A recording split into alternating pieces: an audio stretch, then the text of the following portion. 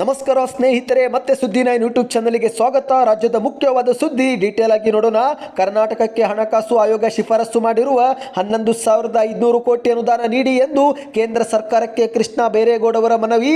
ಇನ್ನು ವಿಶ್ವ ಬ್ಯಾಂಕ್ನಿಂದ ಸಾಲ ತಂದು ಗ್ರಾಮೀಣ ರಸ್ತೆ ಅಭಿವೃದ್ಧಿ ಮಾಡುತ್ತೇವೆ ಎಂದು ಸಿದ್ದರಾಮಯ್ಯನವರ ಸರ್ಕಾರದ ನಿರ್ಧಾರ. ವಿಡಿಯೋನ ಪೂರ್ತಿಯಾಗಿ ನೋಡಿ. ಕರ್ನಾಟಕದಲ್ಲಿ ವಾಸ ಮಾಡುವವರು ಕನ್ನಡ ಕಲಿಯಲೇಬೇಕು, ಇದನ್ನ ನೀವು ಎಲ್ಲರೂ ಜೊತೆಗೂಡಿ ಮಾಡೋಣ ಎಂದು ಮುಖ್ಯಮಂತ್ರಿ ಸಿದ್ದರಾಮಯ್ಯನವರು ಕರೆ ಕೊಟ್ಟಿದ್ದಾರೆ. ವಿಡಿಯೋ ಬಹಳ ಮುಖ್ಯವಾಗಲಿದೆ ಸ್ನೇಹಿತರೆ. ಇನ್ನು ಪ್ರತಿಭಟನೆ ಹೆಸರಿನಲ್ಲಿ ಜನರಿಗೆ ತೊಂದರೆ ಕೊಟ್ಟರೆ ಲಾಠಿ ಬಳಸಬೇಕಾಗುತ್ತೆ ಎಂದು ಬಿಜೆಪಿ ಪ್ರತಿಭಟನೆಗೆ ಪರಮೇಶ್ವರ್ ಅವರ ಎಚ್ಚರಿಕೆ. ಯಾಕೆ, ಏನಾಯ್ತು, ಎಲ್ಲ ಮಾಹಿತಿಗಳು ಬಂದಿವೆ. ಇನ್ನು ಗ್ಯಾರಂಟಿ ಜೀವಂತ ಇರಿಸಲು ಇಂಧನ ಮತ್ತು ಮದ್ಯದ ದರ ಏರಿಕೆ ಮಾಡಲಾಗಿದೆ ಎಂದು ಯತ್ನಾಳ್ ಅವರು ಕಿಡಿಕಾರಿದ್ದಾರೆ. ಈ ಎಲ್ಲ ಮಾಹಿತಿಗಳನ್ನ ಡೀಟೇಲ್ ಆಗಿ ನೋಡೋಣ. ಅದಕ್ಕಿಂತ ಮೊದಲು ನೀವು ನಮ್ಮ ಚಾನಲ್ಗೆ ಮೊದಲು ಬಾರಿ ಭೇಟಿ ಕೊಡ್ತಾ ಇದ್ರೆ ಈಗಲೇ ಸಬ್ಸ್ಕ್ರೈಬ್ ಆಗಿ ಪಕ್ಕದಲ್ಲಿ ಕಾಣಿಸುವ ಗಂಟೆ ಕೂಡ ಒತ್ತಿ. ಇದರಿಂದ ರಾಜ್ಯದ ಮಾಹಿತಿಗಳು ನಿಮಗೆ ಸಿಗುತ್ತಿರುತ್ತವೆ. ವಿಡಿಯೋಗೆ ಲೈಕ್ ಮಾಡ್ತಾ ವಿಡಿಯೋನ ಪೂರ್ತಿ ನೋಡಿ.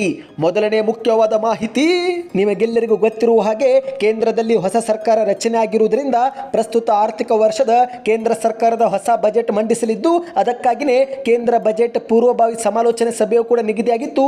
ಇದಕ್ಕೆ ಮುಖ್ಯಮಂತ್ರಿಯವರನ್ನು ಕೂಡ ಆಹ್ವಾನಿಸಲಾಗಿತ್ತು. ಆದರೆ ಮುಖ್ಯಮಂತ್ರಿ ಸಿದ್ದರಾಮಯ್ಯನವರಿಗೆ ಕರ್ನಾಟಕದಲ್ಲಿ ಮತ್ತೊಂದು ಯಾವುದೋ ಸಭೆಗೆ ಪೂರ್ವ ನಿಯೋಜಿತವಾಗಿಯೇ ಆಹ್ವಾನಿಸಲಾಗಿತ್ತು. ಹಾಗಾಗಿ ಸಿದ್ದರಾಮಯ್ಯನವರ ಪರವಾಗಿ ಕರ್ನಾಟಕದಿಂದ ಕಂದಾಯ ಸಚಿವ ಕೃಷ್ಣ ಬೈರೇಗೌಡವರು ಕೇಂದ್ರದ ಈ ಒಂದು ಸಭೆಯಲ್ಲಿ ಭಾಗಿಯಾಗಿ ರಾಜ್ಯದ ಅಹವಾಲುವನ್ನು ಮುಂದಿಟ್ಟಿದ್ದಾರೆ. ಹೌದು ಸ್ನೇಹಿತರೆ, ಕರ್ನಾಟಕ ರಾಜ್ಯಕ್ಕೆ ಹಣಕಾಸು ಆಯೋಗ ಶಿಫಾರಸು ಮಾಡಿರುವ 11,495 ಕೋಟಿ ಅನುದಾನವನ್ನು ತಕ್ಷಣವೇ ಬಿಡುಗಡೆ ಮಾಡುವುದು ಸೇರಿದಂತೆ ವಿವಿಧ ಬೇಡಿಕೆಗಳನ್ನು ಕೂಡ ಈಡೇರಿಸುವಂತೆ ಕೇಂದ್ರ ಸರ್ಕಾರಕ್ಕೆ ಕೃಷ್ಣ ಬೈರೇಗೌಡವರು ಸಭೆಯಲ್ಲಿ ಮನವಿಯನ್ನ ಮಾಡಿದ್ದಾರೆ. ಹಾಗಾದರೆ ಕೃಷ್ಣ ಬೈರೇಗೌಡವರು ಕೇಂದ್ರ ಸರ್ಕಾರದ ಮುಂದೆ ಯಾವ ಯಾವ ಅಹವಾಲು ಇಟ್ಟಿದ್ದಾರೆ ಎಂಬುದನ್ನು ನೋಡೋಣ. ಮೊದಲನೇದಾಗಿ, ಭದ್ರಾ ಮೇಲ್ದಂಡೆ ನೀರಾವರಿ ಯೋಜನೆಗೆ ಈಗಾಗಲೇ ಘೋಷಣೆ ಮಾಡಿರುವ 5,300 ಕೋಟಿ ನೆರವನ್ನು ಬಿಡುಗಡೆ ಮಾಡುವಂತೆ ಒತ್ತಾಯಿಸಿದ್ದಾರೆ. ಎರಡನೇದಾಗಿ, ಕರ್ನಾಟಕಕ್ಕೆ ಹಣಕಾಸು ಆಯೋಗ ಶಿಫಾರಸು ಮಾಡಿರುವ 11,495 ಕೋಟಿಯನ್ನು ಕೂಡ ಅನುದಾನ ಬಿಡುಗಡೆ ಮಾಡಿ ಎಂದಿದ್ದಾರೆ. ಇನ್ನು ಮೂರನೇದಾಗಿ, ಸೆಸ್ಗಳು ಮತ್ತು ಸರ್ಚಾರ್ಜ್ಗಳನ್ನು ವಿಭಾಗಿಸಬಹುದಾದ ಒಂದು ಪೋಲ್ಗೆ ಸೇರಿಸಿ ಇದರಿಂದ ನಮ್ಮ ಸರಿಯಾದ ಪಾಲನ ನಾವು ಪಡಿಬಹುದು. ನಾಲ್ಕನೇದಾಗಿ, ಬೆಂಗಳೂರು ಅಭಿವೃದ್ಧಿ ಮತ್ತು ಕಲ್ಯಾಣ ಕರ್ನಾಟಕ ಅಭಿವೃದ್ಧಿಗಾಗಿ SP ಪ್ಯಾಕೇಜ್ ಅನ್ನು ಘೋಷಿಸಿ ಎಂದಿದ್ದಾರೆ. ಐದನೇದಾಗಿ, ಅಂಗನವಾಡಿ, ಆಶಾ ಮತ್ತು ಮಧ್ಯಾಹ್ನದ ಊಟದ ಕಾರ್ಯಕರ್ತೆಯರಿಗೆ ಗೌರವಧನವನ್ನು ಹೆಚ್ಚಿಸಿ ಎಂದಿದ್ದಾರೆ. ಆರನೇದಾಗಿ, ವಸತಿ ಯೋಜನೆಗಳಲ್ಲಿ ಫಲಾನುಭವಿಗಳಿಗೆ ನೀಡಲಾಗುವ ಭಾರತ ಸರ್ಕಾರದ ಪಾಲನ್ನು ನಗರ ಪ್ರದೇಶದಲ್ಲಿ 1.5 ಲಕ್ಷದಿಂದ 5 ಲಕ್ಷಕ್ಕೆ ಮತ್ತು ಗ್ರಾಮೀಣ ಪ್ರದೇಶದಲ್ಲಿ 1,20,000ದಿಂದ 3 ಲಕ್ಷಕ್ಕೆ ಹೆಚ್ಚಿಸಿ ಎಂದಿದ್ದಾರೆ. ಇನ್ನು ಏಳನೇದಾಗಿ, ರಾಯಚೂರಿಗೆ AIIMS ಅನ್ನು ಘೋಷಿಸಿ ಎಂದಿದ್ದಾರೆ. ಇದರೆಲ್ಲರ ಜೊತೆಗೇನೆ ಮುಖ್ಯಮಂತ್ರಿ ಸಿದ್ದರಾಮಯ್ಯನವರ ಒಂದು ವಿವರವಾದ ಟಿಪ್ಪಣಿಯನ್ನು ಕೂಡ ಸಭೆಯಲ್ಲಿ ಸಲ್ಲಿಕೆ ಮಾಡಲಾಗಿದೆ ಸ್ನೇಹಿತರೆ. ಇನ್ನು ಇದೀಗ ಎರಡನೇ ಮುಖ್ಯವಾದ ಮಾಹಿತಿಗೆ ಹೋಗೋಣ. ವಿಶ್ವ ಬ್ಯಾಂಕ್ನಿಂದ ಸಾಲ ತಂದಾದರೂ ಗ್ರಾಮೀಣ ರಸ್ತೆಗಳ ಅಭಿವೃದ್ಧಿ ಮಾಡ್ತೀವಿ ಎಂದು ಸಿದ್ದರಾಮಯ್ಯನವರ ಸರ್ಕಾರ ಈಗ ನಿರ್ಧರಿಸಿದೆ. ಹೌದು ಸ್ನೇಹಿತರೆ, ಮುಖ್ಯಮಂತ್ರಿ ಸಿದ್ದರಾಮಯ್ಯನವರ ನೇತೃತ್ವದಲ್ಲಿ ರಾಜ್ಯ ಸಚಿವ ಸಂಪುಟ ಸಭೆ ನಡೆದಿದ್ದು, ಈ ಒಂದು ಸಭೆಯಲ್ಲಿ ರಾಜ್ಯ ಸರ್ಕಾರಿ ನೌಕರಿ ವೇತನ ಸೇರಿದಂತೆ ಹಲವು ಪ್ರಮುಖ ತೀರ್ಮಾನಗಳನ್ನು ಸರ್ಕಾರ ತೆಗೆದುಕೊಂಡಿದೆ. ಅದರಲ್ಲಂತೂ ಮುಖ್ಯವಾಗಿ ವಿಶ್ವ ಬ್ಯಾಂಕ್ನಿಂದ ಸಾಲ ಪಡೆದು ಕರ್ನಾಟಕದ 7,110 ಗ್ರಾಮೀಣ ರಸ್ತೆಗಳನ್ನು ಮತ್ತೊಮ್ಮೆ ನಿರ್ಮಿಸಲು ತೀರ್ಮಾನ ಮಾಡಲಾಗಿದ್ದು ಪ್ರಮುಖ ಸಂಗತಿಯಾಗಿದೆ. ಹೌದು, ಈಗಾಗಲೇ ಗ್ಯಾರಂಟಿ ಯೋಜನೆಗಳಿಗೆ ವರ್ಷಕ್ಕೆ 52,000 ಕೋಟಿ ಖರ್ಚು ಮಾಡುತ್ತಿರುವ ಮಧ್ಯೆ ಗ್ರಾಮೀಣ ರಸ್ತೆಗಳ ಅಭಿವೃದ್ಧಿಗೂ ಕೂಡ ಆದ್ಯತೆ ನೀಡಿರುವುದು ಉತ್ತಮ ತೀರ್ಮಾನವಾಗಿದೆ ಅಂತಾನೆ ಹೇಳಬಹುದು.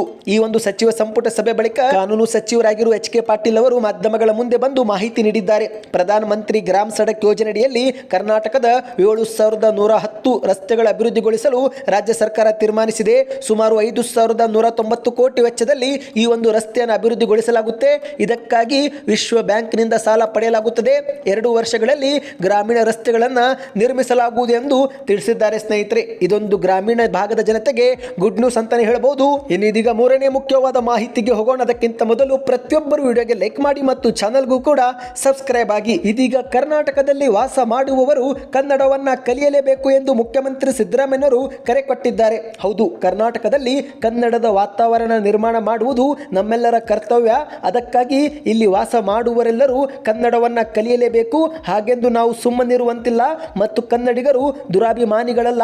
ಆದರೆ ಕನ್ನಡದ ಬಗ್ಗೆ ಅಭಿಮಾನವನ್ನು ಬೆಳೆಸಿಕೊಳ್ಳಬೇಕು. ಬೇರೆ ರಾಜ್ಯಗಳಲ್ಲಿ ದುರಾಭಿಮಾನಗಳಂತೆ ನಾವು ಆಗಬೇಕಾಗಿಲ್ಲ.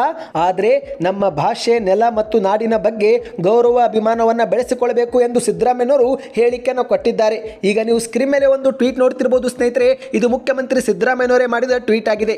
ಮುಖ್ಯಮಂತ್ರಿ ಸಿದ್ದರಾಮಯ್ಯನವರು ಕರ್ನಾಟಕ ನಾಮಕರಣಗೊಂಡ ಸುವರ್ಣ ಮಹೋತ್ಸವ ಅಂಗವಾಗಿ ವಿಧಾನಸೌಧದ ಪಶ್ಚಿಮ ದ್ವಾರದ ಬಳಿ ನಾಡದೇವಿ ಭುವನೇಶ್ವರಿ ಅಮ್ಮನ ಕಂಚಿನ ಪ್ರತಿಮೆ ನಿರ್ಮಾಣಕ್ಕೆ ಭೂಮಿ ಪೂಜೆ ನೆರವೇರಿಸಿ ಮಾತನಾಡಿದರು. ಕನ್ನಡ ಭಾಷೆ, ನೆಲ, ಜಲವನ್ನ ಸಂರಕ್ಷಣೆ ಮಾಡಿಕೊಂಡು ಹೋಗುವ ಕೆಲಸ ಪ್ರತಿಯೊಬ್ಬ ಕನ್ನಡಿಗನ ಜವಾಬ್ದಾರಿ. ಕರ್ನಾಟಕದಲ್ಲಿ ಕನ್ನಡ ವಾತಾವರಣವನ್ನ ನಿರ್ಮಾಣ ಮಾಡುವುದು ಅತ್ಯಂತ ಅವಶ್ಯಕ.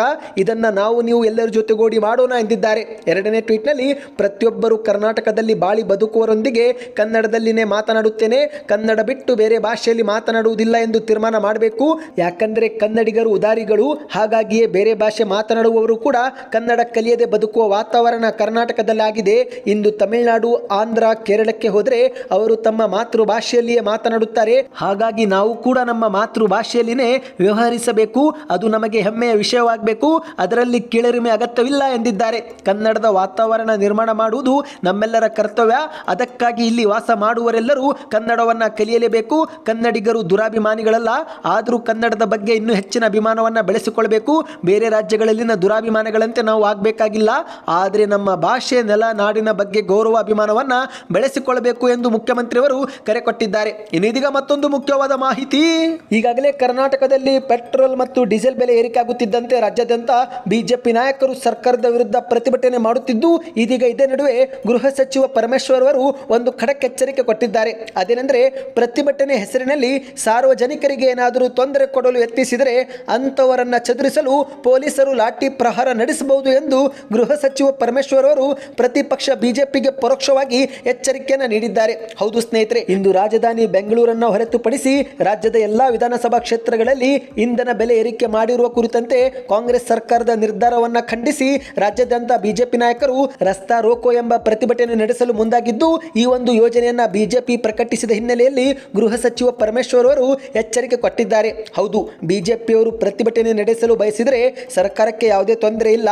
ಆದರೆ ಇದರಿಂದ ಸಾರ್ವಜನಿಕರಿಗೆ ತೊಂದರೆ ಆಗಬಾರದು. ಈ ಒಂದು ಯೋಜನೆ ಯಾವುದಾದರೂ ಸಾರ್ವಜನಿಕ ಅನಾನುಕೂಲತೆಯನ್ನು ಉಂಟು ಮಾಡಿದರೆ ಆಗ ಪ್ರತಿಭಟನಾಕಾರರನ್ನ ಚದುರಿಸಲು ಲಾಠಿ ಪ್ರಹಾರದ ಅಗತ್ಯವಿದ್ದರೂ ಸಹ ಜನರಿಗೆ ದಾರಿಯನ್ನು ಹೇಗೆ ತೆರವುಗೊಳಿಸಬೇಕೆಂದು ಪೊಲೀಸರಿಗೆ ತಿಳಿದಿದೆ ಎಂದು ಪರಮೇಶ್ವರ್ ಅವರು ಎಚ್ಚರಿಕೆ ಕೊಟ್ಟಿದ್ದಾರೆ. ಇನ್ನು ಇದು ಒಂದು ಕಡೆ ಆದರೆ, ಮತ್ತೊಂದೆಡೆಯಲ್ಲಿ ಗೃಹ ಸಚಿವ ಪರಮೇಶ್ವರ್ ಅವರ ಎಚ್ಚರಿಕೆಗೆ ಬಿಜೆಪಿ ರಾಜ್ಯಾಧ್ಯಕ್ಷ ಬಿ.ವಾ. ವಿಜಯೇಂದ್ರ ಅವರು ಕಿಡಿಕಾರಿದ್ದಾರೆ. ಹೌದು ಸ್ನೇಹಿತರೆ, ರಸ್ತೆ ತಡೆ ಮಾಡಿದರೆ ಲಾಠಿ ಚಾರ್ಜ್ ಮಾಡಬಹುದು ಎಂಬ ಗೃಹ ಸಚಿವರ ಹೇಳಿಕೆಗೆ ತಿರುಗೇಟು ಕೊಟ್ಟಂತ ಬಿ.ವಾ. ವಿಜಯೇಂದ್ರ ಅವರು ಅದು ಮೂರ್ಖತನದ ಪರಮಾವಧಿ ಎಂದು ತಿಳಿಸಿದ್ದಾರೆ. ಬಿಜೆಪಿ ಕಾರ್ಯಕರ್ತರು ಲಾಠಿಗೆ ಯಾವುದಕ್ಕೂ ಹೆದರುವುದಿಲ್ಲ. ನಾವು ಇದೀಗ ರಾಜ್ಯದ ಜನರಿಗೆ, ರೈತರಿಗೆ, ಬಡವರ ಪರವಾಗಿ ಧ್ವನಿ ಎತ್ತುವ ಕೆಲಸವನ್ನ ಮಾಡ್ತಿದ್ದೀವಿ. ಇನ್ನು ಧ್ವನಿ ಎತ್ತುವ ಕೆಲಸವನ್ನ ಮಾಡುವವರ ವಿರುದ್ಧ ಲಾಠಿ ಪ್ರಹಾರ ಮಾಡುವುದಾದರೆ ಇದು ದರ್ಪದ ಕ್ರಮ. ಅಧಿಕಾರದ ಅಹಂನಿಂದ ಈ ರೀತಿ ಅವರು ಮಾತನಾಡುತ್ತಿದ್ದಾರೆ ಎಂದು ಆಕ್ಷೇಪವನ್ನು ವ್ಯಕ್ತಪಡಿಸಿದ್ದಾರೆ. ಇವುಗಳಿಗೆ ಹೆದರುವ ಪ್ರಶ್ನೆ ಇಲ್ಲ. ಸರ್ಕಾರ ಎಲ್ಲಿಯವರೆಗೆ ಪೆಟ್ರೋಲ್ ಮತ್ತು ಡೀಸೆಲ್ ಬೆಲೆ ಇಳಿಕೆ ಕಡಿಮೆ ಮಾಡೋದಿಲ್ಲವೋ ಅಲ್ಲಿಯವರೆಗೆ ನಮ್ಮ ಹೋರಾಟವೂ ಕೂಡ ನಿಲ್ಲುವುದಿಲ್ಲ ಎಂದು ಮತ್ತೊಂದೆಡೆಯಲ್ಲಿ ಬಿ.ವಾ. ವಿಜೇಂದ್ರ ಅವರು ಸ್ಪಷ್ಟಪಡಿಸಿದ್ದಾರೆ. ಇನ್ನು ಇದೀಗ ಕೊನೆಯ ಮುಖ್ಯವಾದ ಮಾಹಿತಿಗೆ ಹೋಗೋಣ. ರಾಜ್ಯ ಸರ್ಕಾರ ದಿವಾಳಿಯಾಗಿದ್ದು ಗ್ಯಾರಂಟಿ ಯೋಜನೆಯನ್ನ ಜೀವಂತ ಇರಿಸಲು ಇಂಧನ ಮತ್ತು ಮದ್ಯದ ದರ ಏರಿಕೆ ಮಾಡಲಾಗಿದೆ ಎಂದು ಶಾಸಕ ಯತ್ನಾಳ್ ಅವರು ವಿಜಯಪುರದಲ್ಲಿ ಹೇಳಿಕೆಯನ್ನು ಕೊಟ್ಟಿದ್ದಾರೆ. ಮಾಧ್ಯಮಗಳ ಮುಂದೆ ಮಾತನಾಡಿ ಆಕ್ರೋಶ ವ್ಯಕ್ತಪಡಿಸಿರುವ ಯತ್ನಾಳ್ ಅವರು, ದಿವಾಳಿಯಾಗಿರುವ ರಾಜ್ಯದ ಕಾಂಗ್ರೆಸ್ ಸರ್ಕಾರ ಗ್ಯಾರಂಟಿ ಯೋಜನೆಗಳನ್ನು ಜೀವಂತವಾಗಿಡಿಸಲು ಇಂಧನದ ಮೇಲೆ ತೆರಿಗೆ ಹೇರಿದೆ, ಮದ್ಯದ ದರ ಏರಿಕೆ ಮಾಡ್ತಿದೆ, ಈಗ ಬಸ್ ದರ ಹೆಚ್ಚಳಕ್ಕೂ ಕೂಡ ಮುಂದಾಗಿದೆ ಎಂದು ಯತ್ನಾಳ್ ಅವರು ಆಕ್ರೋಶವನ್ನು ವ್ಯಕ್ತಪಡಿಸಿದ್ದಾರೆ. ಇಂದು ರಾಜ್ಯದಲ್ಲಿ ಸರ್ಕಾರಿ ನೌಕರರಿಗೆ ಸಂಬಳ ಕೊಡಲು ಕೂಡ ಹಣವಿಲ್ಲ. ಮತ್ತೊಂದೆಡೆಯಲ್ಲಿ ಅಭಿವೃದ್ಧಿ ಕೆಲಸಗಳು ಕೂಡ ಆಗುತ್ತಿಲ್ಲ. ಇದನ್ನ ಕಾಂಗ್ರೆಸ್ ಶಾಸಕರೇ ಬಹಿರಂಗವಾಗಿ ಹೇಳಿಕೆ ನೀಡುತ್ತಿದ್ದಾರೆ. ಗ್ಯಾರಂಟಿ ಯೋಜನೆಗಳು ಬೇಡವೆಂದು ಕೃಷಿ ಸಚಿವ ಚಲುವರಾಯಸ್ವಾಮಿ ಅವರೇ ಹೇಳಿಕೆ ಕೊಟ್ಟಿದ್ದಾರೆ. ಆದರೆ ಗ್ಯಾರಂಟಿ ಸ್ಥಗಿತಗೊಂಡರೆ ಕಾಂಗ್ರೆಸ್ ಪಕ್ಷದ ಮೇಲೆ ಮತ್ತಷ್ಟು ಗಂಭೀರ ಪರಿಣಾಮ ಬೀರಲಿದೆ ಎಂಬ ಭಯದಿಂದ ಅವರು ಗ್ಯಾರಂಟಿ ಯೋಜನೆಗಳನ್ನು ಕಷ್ಟದಿಂದ ಮುಂದುವರಿಸುತ್ತಿದ್ದಾರೆ ಎಂದು ಯತ್ನಾಳ್ ಅವರು ಕುಟುಕಿದ್ದಾರೆ. ಮತ್ತೆ ಮುಂದುವರೆದು ಮಾತನಾಡಿ, ಗ್ಯಾರಂಟಿ ಯೋಜನೆಗಳಿಗೆ ಹಣ ಹೊಂದಿಸಲು ಈಗ ಮದ್ಯದ ಮೇಲಿನ ದರವನ್ನು ಕೂಡ ಅವರು ಹೆಚ್ಚಿಗೆ ಮಾಡಲು ಮುಂದಾಗಿದ್ದಾರೆ. ಮದ್ಯದ ದರ ಹೆಚ್ಚಿಸಿದರೆ ಹೆಚ್ಚಿಸಲಿ ಬಿಡಿ, ಆದರೆ ಇಂದು ರಾಜ್ಯದಲ್ಲಿ ಭ್ರಷ್ಟಾಚಾರವು ಕೂಡ ಮಿತಿ ಮೀರಿದೆ. ಇಡೀ ಸರ್ಕಾರವೇ ಭ್ರಷ್ಟಾಚಾರದಲ್ಲಿ ತೊಡಗಿದೆ. ಸರ್ಕಾರದ ಖಜಾನೆ ಖಾಲಿಯಾಗಿದ್ರೂ ಈಗ ಗ್ಯಾರಂಟಿ ಬಂದ್ ಮಾಡಿದರೆ ಅಪಾಯವಾಗುತ್ತೆ ಎಂದು ಅವರು ಕಷ್ಟದಿಂದ ಮುಂದುವರಿಸುತ್ತಿದ್ದಾರೆ ಎಂದು ಯತ್ನಾಳ್ ಅವರು ಹೇಳಿಕೆಯನ್ನು ಕೊಟ್ಟಿದ್ದಾರೆ. ಇಂದು ರಾಜ್ಯದಲ್ಲಿ ಉಚಿತ ಬಸ್ ಯೋಜನೆ ಆಗಿರುವ ಶಕ್ತಿ ಯೋಜನೆಯಿಂದ ಸಾರಿಗೆ ಇಲಾಖೆಗೆ ಲಾಭವಾಗ್ತಿದೆ ಎಂದು ಸಾರಿಗೆ ಸಂಸ್ಥೆ ಅಧಿಕಾರಿಗಳು ಹೇಳಿಕೆ ಕೊಡುತ್ತಿದ್ದಾರೆ. ಹಾಗಾದರೆ ಕೇವಲ ಮಹಿಳೆಯರಿಗೆ ಮಾತ್ರ ಗ್ಯಾರಂಟಿ ನೀಡಿದರೆ ಸಾಲೋದಿಲ್ಲ. ಬಿಪಿಎಲ್ ಕಾರ್ಡ್ ಇರುವ ಪುರುಷರಿಗೂ ಕೂಡ ಉಚಿತ ಬಸ್ ಪ್ರಯಾಣ ಸೌಲಭ್ಯ ನೀಡಲಿ ಎಂದು ಸರ್ಕಾರಕ್ಕೆ ಆಗ್ರಹಿಸಿದ್ದಾರೆ. ಇವತ್ತಿಗೆ ಇಷ್ಟೇ ಇತ್ತು. ಈ ಎಲ್ಲ ಮಾಹಿತಿಗಳು ನಿಮಗೆ ಇಷ್ಟವಾಗಿದ್ದರೆ ದಯವಿಟ್ಟು ವಿಡಿಯೋಗೆ ಲೈಕ್ ಮಾಡಿ. ಇದೇ ರೀತಿ ಮಾಹಿತಿ ಪಡೆಯಲು ಚಾನಲ್ಗೆ ಸಬ್ಸ್ಕ್ರೈಬ್ ಮಾಡಿ. ಸೂಪರ್ ನ್ಯೂಸ್ ಎಂದು ಕಮೆಂಟ್ ಮಾಡ್ತಾ ವಿಡಿಯೋನ ನಿಮ್ಮ ಗೆಳೆಯರಿಗೂ ಕೂಡ ಶೇರ್ ಮಾಡಿ.